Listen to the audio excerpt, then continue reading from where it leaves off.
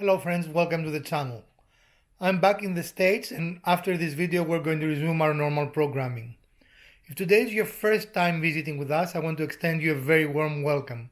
If you've been here before but you have not subscribed, please subscribe, it helps us greatly.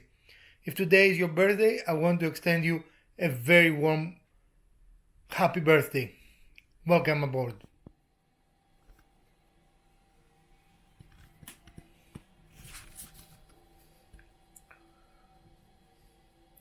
One of the other things that I find very reasonable here is that their switches for the lights are outside the room and they are logically wired. For example, this switch here turns the light for this room and this switch here turns the light for this room. Having the switches outside the room makes a lot of sense because you don't have to enter a dark room and try to find where the switch is. So to me that makes a lot of sense. So to make the comparison easier, here in the States our switches are inside, so you have to get in the dark room in order to turn the switch on and off. I think the Europeans have beat us on that one. Also, when we look at rooms, here for example we have two lights, two staircases. Each of them has a light, and here is the control switch for those two staircases. So you would think that this switch here controls the rightmost staircase and this the leftmost. However, it is the opposite that is happening.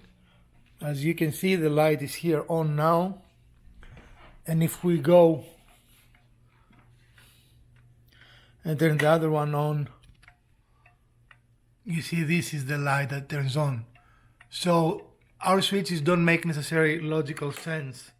They're just created at the convenience of the electrician because our codes relate to what I consider silly things. For example, how high the switch is from the ground, etc., rather than more substantial switches, more substantial issues like how useful and how logical the placement of the switch is.